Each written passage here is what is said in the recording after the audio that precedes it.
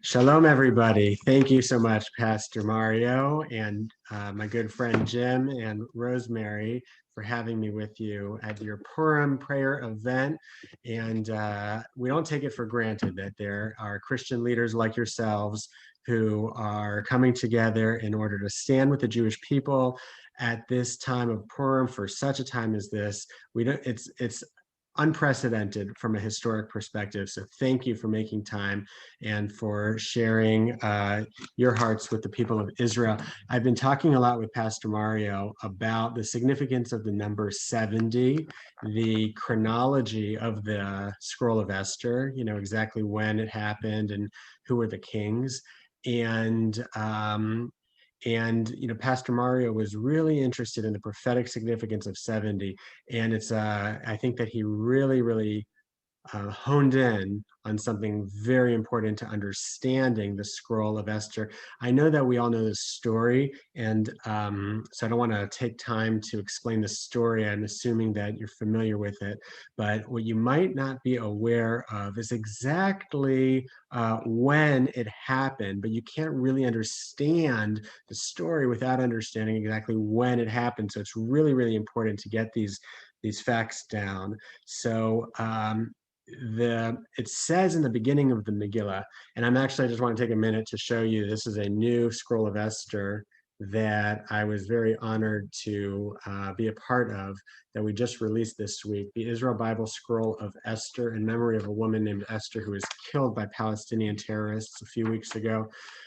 We took her artwork and we designed the Scroll of Esther. So I'm here, we have her beautiful artwork. And in chapter 1, it says, it was in the days of Ahasuerus, who reigned from India to Ethiopia, an empire of 127 provinces. And then it tells you exactly when it happened. Later on, it says it was the third year of his reign on the seventh day. And it's really important when the Megillah story, when the Purim story happens. So we know from other places in the Bible that Cyrus was the first Persian king and Ahasuerus came after him, okay? And then there was Darius, and we know this from the books of Ezra and Chronicles. It's really important to read that.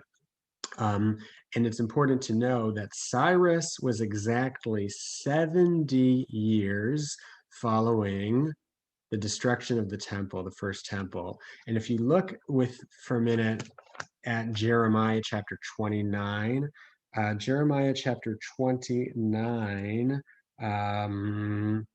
verse, let's see, verse 9, 10, it talks about how God will restore Israel at the end of the 70 years.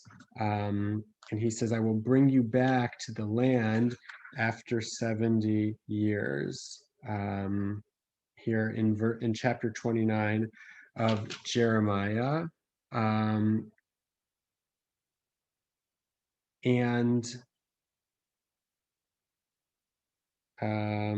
After you've been exiled, I will bring you back to the land after 70 years. So the 70 years is here in Jeremiah chapter 29. And the Purim story begins a few years after those 70 years, right? And so if you think about that for a minute, the Jewish people were supposed to have returned to Israel, right? They shouldn't have been in Persia in the first place. They shouldn't have been in the party. They shouldn't have been all over the empire. They should have returned to Israel. They should have heeded the call and returned to Israel, just like Jeremiah said what was going to happen.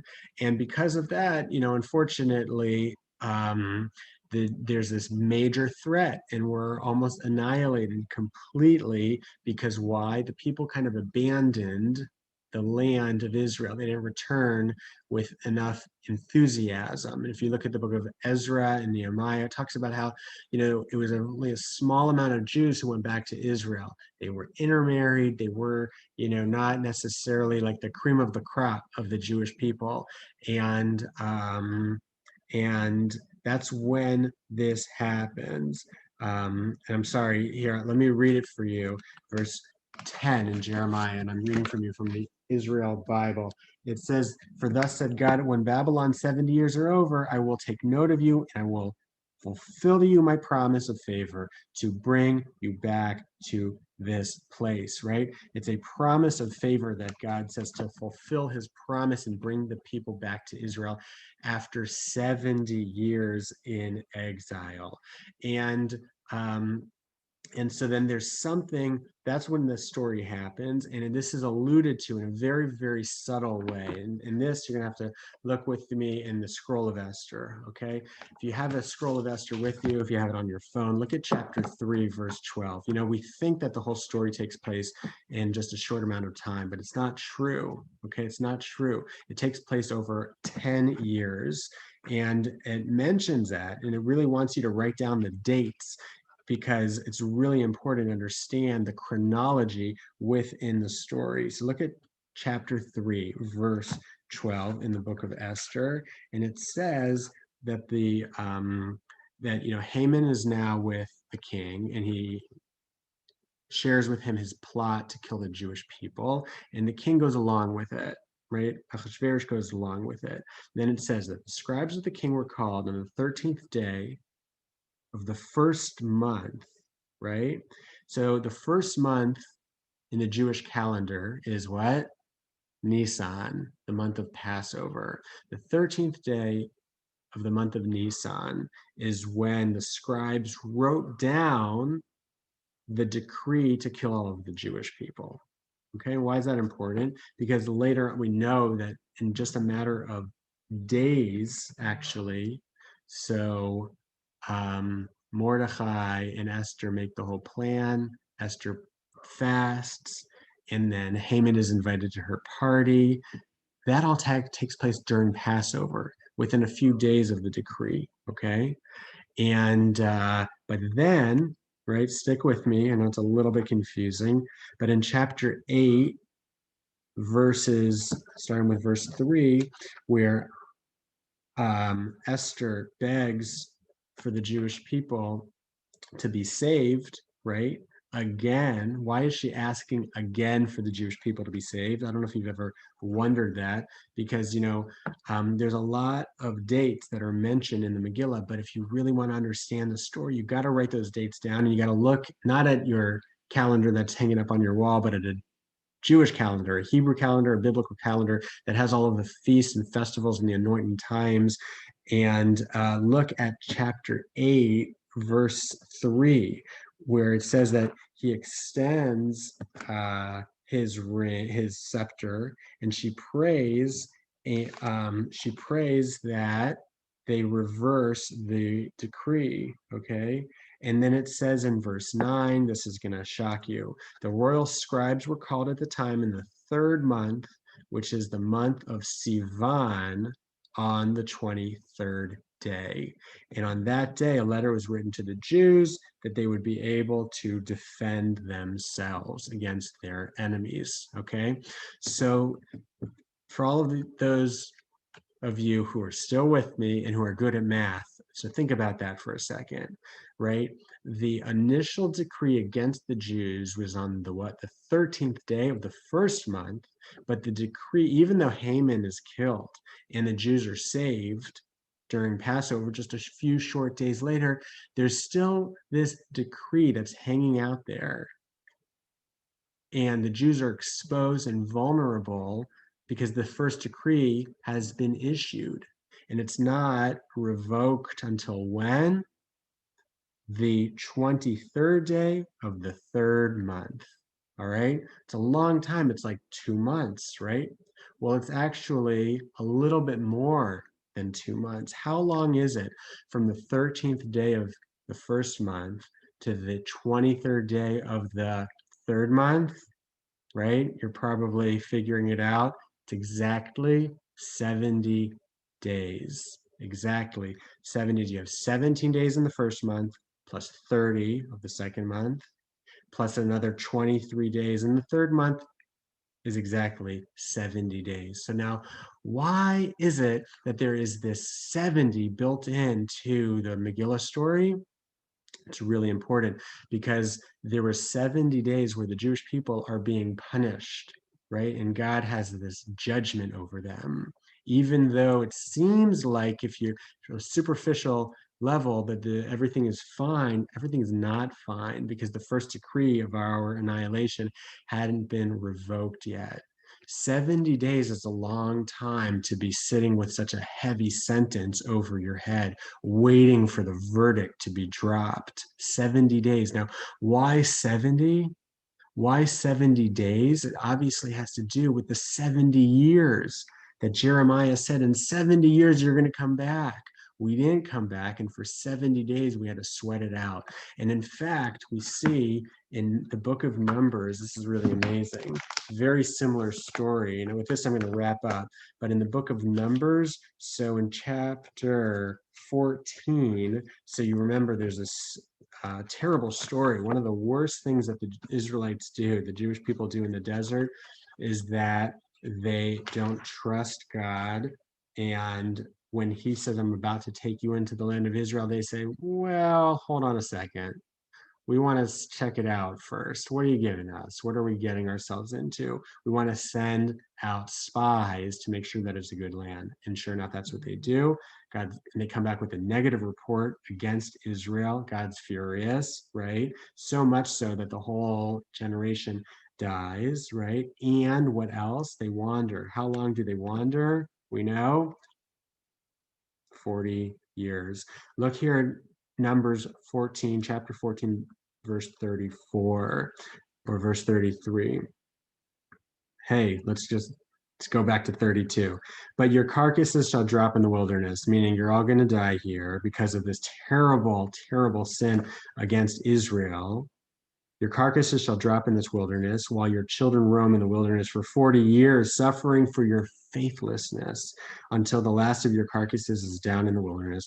You shall bear your punishment for 40 years, corresponding to the number of days, 40 days that you scattered out the land, a year for each day. Thus you shall know what it means to go against me. We go against God, when we go against Israel, so the punishment is a year for every day. They were spying out the land for 40 days, and because they violated and were faithless to God, we were punished for 40 years. Similarly, almost like the opposite, the inverse, that because we didn't return to Israel after 70 years, we were punished in the Purim story for 70 days. Now, friends, what does that all have to do with us today in the year 2021? A lot, because we see that we're still in the seventh decade of Israel. We're in the 70 era of the 70 years. And that we have to ask ourselves, just like Esther asked herself, am I doing enough for Israel? Right? And Mordecai tells her, you were put in the king's palace for such a time as this, right? And she jumps in to rescue the Jewish people at that time. We all have to ask ourselves, are we doing enough for Israel? And are we embracing Israel, right? In the way that Jeremiah said, after 70 years, we're going to go back.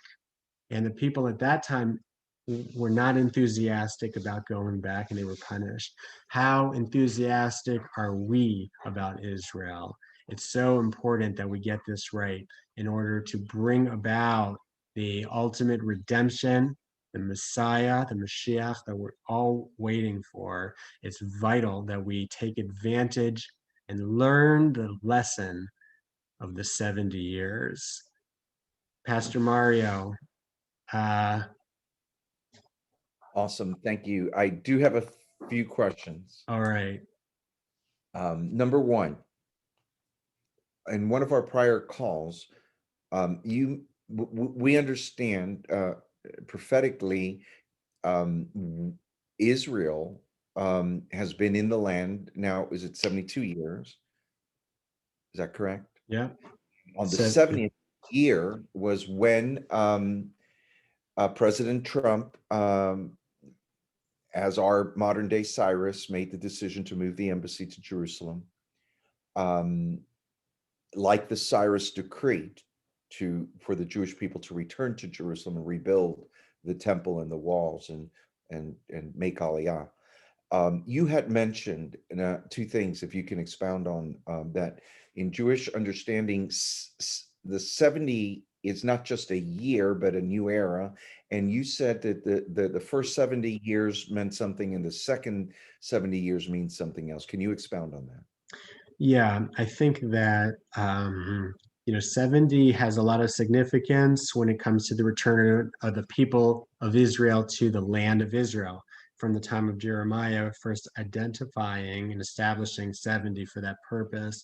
And I do believe that it took 70 years for Israel to physically return, build up the infrastructure, the physical infrastructure of the state, the roads, the highway, the water systems, the electric grid.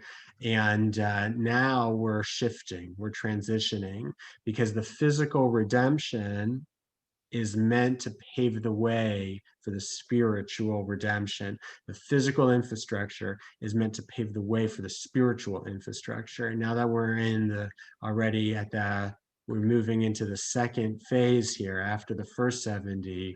So I pray for a time of spiritual redemption and a spiritual awakening for the Jewish people and for the whole world. When you had mentioned that, I had then followed up with two questions. One, it seems to me like Ezekiel 37, where the prophet prophesied over the dry bones, one for the physical bone and sinew upon sinew, and then the second prophesying over the breath for a spiritual impartation. And the correlations with Ezekiel 37, is that a similar analogy? And I had asked you, would it be fair, to kind of use our terminology, that you feel this is the time of spiritual awakening for the Jewish people and Yeah. for the world? Yeah.